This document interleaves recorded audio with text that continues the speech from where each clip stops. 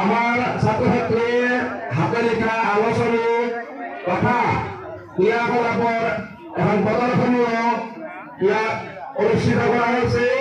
গতিকে সমূহ ছাত্ৰ ছাত্ৰীৰ অন্তৰত লুকাই কাৰ্যকলাপখিনি আমি ইতিমধ্যে আপোনালোকে গম পাইছে। ধুনীয়াকে বেগত আদি দিছোঁ আমি, আৰু সেইখিনিৰ দ্বাৰা আমি ছাত্ৰ ছাত্ৰীৰ প্ৰতিভাখিনি আমি উলিয়াই নিব চেষ্টা কৰিছোঁ। অকল সৰস্বতী দেৱীক পূজা কৰি থাকিলে নহ'ব, তাৰ ভিতৰত লুকাই থকা ছাত্ৰ ছাত্ৰীৰ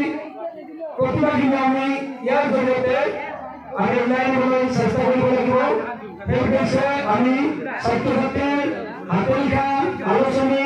বা ছাত্ৰ ছাত্ৰীৰ পৰা বিভিন্ন কাৰ্যসূচীসমূহ ক্ৰিয়াকলাপসমূহ আমি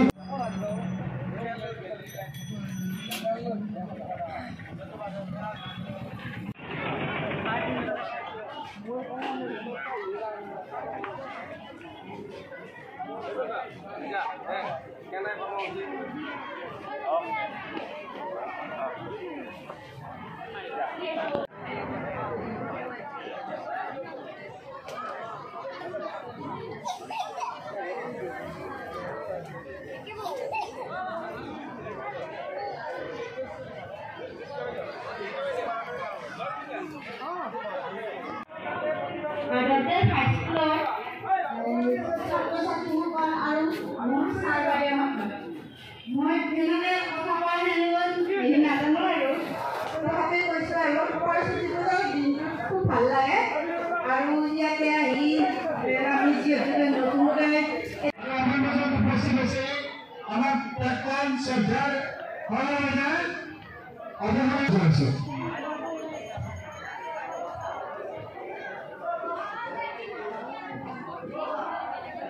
মানৱ প্ৰতিমা প্ৰতিষ্ঠা কৰিছে। এই সুৰক্ষণক মই আটাইলৈ শুভেচ্ছা জনাইছোঁ আৰু অনুষ্ঠানটো আটাই সাফল্যমণ্ডিত কৰাৰ বাবে সকলোলৈ মই কৃতজ্ঞতা জ্ঞাপন কৰিছোঁ। বিশেষ নকওঁ, এইখিনিকে মই মোৰ চমু বক্তব্যৰ সামৰণি মাৰিছোঁ। ধন্যবাদ বাইদেউ, আপুনি বহক তোলে।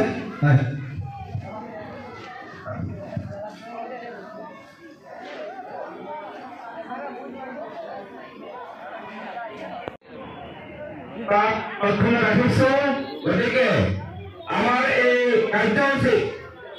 আপোনালোকৰ সহায় সহযোগিতা আৰু উৎসাহমূলক কথাৰে আমাক যাতে ছাত্ৰ ছাত্ৰীসকলক উত্তৰণ ঘটিব পাৰে তাৰ বাবে আমি আশা ৰাখিলোঁ। আৰু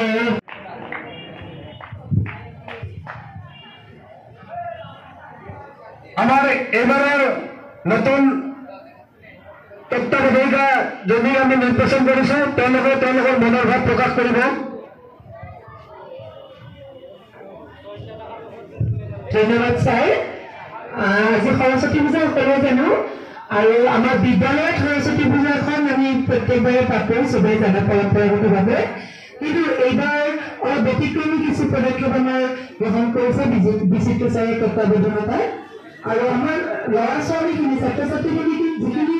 ভিতৰৰ প্ৰতিভা আছে, সেই প্ৰতিভাখিনি আমি দেখুৱাবলৈ যত্ন কৰিছোঁ। লগতে আমি এটা মানৱ প্ৰতিমাৰ প্ৰদৰ্শনী যি পাতিছোঁ, তাত আমাৰ ল'ৰা ছোৱালী আচলতে তেওঁলোকৰ ধৈৰ্যটো আমি পৰীক্ষা চাবলৈ বিচাৰিছোঁ, তেওঁলোকে কিমান ধৈৰ্য সহকাৰে। নমস্কাৰ, আমি প্ৰথমে মাধৱদেৱ হাইস্কুল ভাগৱতীপাৰা পৰা সমূহ অসমবাসীৰ ছাত্ৰ ছাত্ৰী শিক্ষক সমাজ লগতে বৈদিক সমাজক আমি স্বাগতম জনাইছোঁ আৰু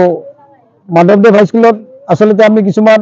অলপ ব্যতিক্ৰমী অনুষ্ঠান কৰিবলৈ যত্ন কৰি থাকোঁ যাতে ছাত্ৰ ছাত্ৰীৰ বৌদ্ধিক মানসিক বিকাশ হয় যেহেতু আমাৰ নতুন শিক্ষানীতি 2020 আৰম্ভ হৈছে গতিকে ছাত্ৰ ছাত্ৰীক উপযোগীকৈ আমি কিছু ক্ৰিয়াকলাপ বা এক্টিভিটিজ কৰিবলৈ আমি সদায় চেষ্টা কৰোঁ এই ক্ষেত্ৰত আমি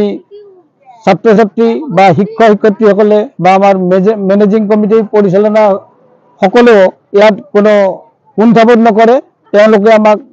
আচৰিতভাৱে এটা টিম ৱৰ্ক হিচাপে আমি গোটেইখিনি কাম কৰি আছোঁ ইয়াৰ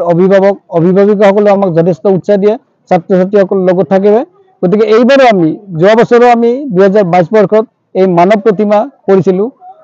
মানে আমাৰ চিন্তাধাৰাৰে কৰিছিলোঁ বস্তুটো যাতে ছাত্ৰ ছাত্ৰী সৰস্বতী পূজানো কি সৰস্বতীকনো কেনেকৈ আৰু উপস্থাপন কৰিব পাৰি অকল এখন প্ৰতিমা লৈ যদি আমি সৰস্বতীক পূজা কৰি থাকোঁ তাৰ পৰা যেন আমাৰ ভাৱ হয় আচল বস্তুখিনি ওলাই নাহিব গতিকে সৰস্বতীক যদি আমি ছাত্ৰ ছাত্ৰীৰ লগ একদম ব্যৱহাৰিক দিশৰ পৰা বুজাই দিব পাৰি তেতিয়া আমি ভাবোঁ তেওঁলোকৰ সংস্কাৰ এটা হ'ব সৰস্বতী কি সৰস্বতীনো কেনেকৈ আমাৰ দেহত ক্ৰিয়া কৰিব পাৰে ছাত্ৰ ছাত্ৰী সমাজত কেনেকৈ ক্ৰিয়া কৰিব পাৰে এই মানসিকতাৰে আমি আগবাঢ়ি গৈছিলোঁ আৰু এই উদ্দেশ্যে আমি সফল হৈছিলোঁ আৰু এইবাৰো আমি মানৱ প্ৰতিমা আমি দুজনী ছোৱালীৰ আগ্ৰহী দেখি আমি সঁচাকৈ সন্তোষ প্ৰকাশ কৰিছোঁ দুজনী ছোৱালী আগবাঢ়ি আহিছে সেইমতে তেওঁলোকে ধুনীয়াকৈ পৰিৱেশন কৰিছে আৰু এইবাৰ আমি আৰু দুটা নতুন লৈছোঁ যে আজিৰ এই বিশেষ দিনটোত সৰস্বতীৰ ওপৰত তেওঁলোকক ৰচনা লিখিব দিয়া হৈছে আৰু সেই ৰচনা লিখাত তেওঁলোকে অংশগ্ৰহণ কৰিছে বহুত উৎসাহ দেখি পাইছোঁ তেওঁলোকক প্ৰথম দ্বিতীয় আমি পুৰস্কাৰ ঘোষণা কৰিম আৰু সেই পুৰস্কাৰটো আমি বিচিত্ৰ কুমাৰ ন্যাসৰ পলাশবাৰীৰ পৰা দিবলৈ চেষ্টা কৰিম আৰু তেওঁলোকৰ মাজত ছবি অঁকা সৰস্বতীৰ চিত্ৰাংকন প্ৰতিযোগিতা আৰম্ভ হৈছে তাতো বিভিন্ন প্ৰতিযোগীয়ে অংশগ্ৰহণ কৰি আমাক উৎসাহিত কৰিছে আৰু তাৰো আমি প্ৰথম দ্বিতীয় পুৰস্কাৰ আমি ঘোষণা কৰিম গতিকে এনেকুৱা ধৰণে আমাৰ বিদ্যালয়ৰ প্ৰধান শিক্ষক আছে তেখেতে আমাক যথেষ্ট উৎসাহিত কৰে পৰিচালনা সমিতিৰ সভাপতি আছে লগতে আমাৰ এইবাৰ নতুন তত্ত্বাৱধায়িকা জ্যোতিকা ডেকা আছে তেওঁলোকৰ মনোভাৱ ক'ব গতিকে আমি এনেকুৱা সমূহীয়াকৈ এটা টিম ৱৰ্ক হিচাপে কাম কৰি মাধৱদেৱ হাইস্কুলক অসমৰ এখন আগশাৰীৰ শিক্ষানুষ্ঠানত নিবলৈ যথেষ্ট চেষ্টা কৰি আছোঁ ধন্যবাদ বিদ্যালয়খন যেনেকৈ সজাই পৰাই তোলা হৈছে দেখা যায় যে যিখিনি ধৰক আৰ্টিফিচিয়েল দোকানৰ পৰা অনা সামগ্ৰীৰ পৰিৱৰ্তে আপোনালোকে নিজে কিছুমান বস্তু প্ৰস্তুত কৰি পেলাই বিদ্যালয়খন সজাইছে হয় ইয়াৰ বিষয়ে অকণমান হয় আমি সদায় সেইটোৱে চাম যিহেতু আমি আমাৰ এই অঞ্চলটো বিশেষকৈ আমাৰ ছাত্ৰ ছাত্ৰী মানে অৰ্থনৈতিকভাৱে বহুতে দুৰ্বল তথাপি আমি যথেষ্ট সহায় কৰি আছোঁ যাতে তেওঁলোকে পেলনীয়া বস্তুৰ পৰা মানে তেওঁলোকৰ ব্যৱহাৰ হোৱা বা তেওঁলোকে কিবা এটা প্ৰদান কৰিব পাৰে কিবা এটা বনাব পাৰে সেইটোত আমি গুৰুত্ব দিম আৰু কিছু আমি কাগজ যোগান নধৰা নাই দোকানৰ পৰা আনিব লাগিব কিছুমান সেইবিলাক আমি যোগান ধৰোঁ আৰু তেওঁলোকৰ সেই প্ৰতিভাখিনি আমি যাতে সেইবিলাকৰ জৰিয়তে ওলাই আহে আমি সেইটোত গুৰুত্ব দি আছোঁ আৰু তেওঁলোকে যথেষ্ট উৎসাহেৰে আমাক কাম কৰি দেখাই আছে তেওঁলোকে বেছি সময় নলওঁ আমি দীঘলীয়া বেছি নকৰোঁ কিন্তু যিহেতুকে সুযোগ এটা পাইছোঁ সেই সুযোগৰ সদব্যৱহাৰ এটা কৰোঁ বুলি ভাবিলোঁ কেইদিনমান আগতে দেখা পোৱা গৈছিল যে আপোনালোকে ধানৰ খেতি কৰিছিলে বিদ্যালয়তে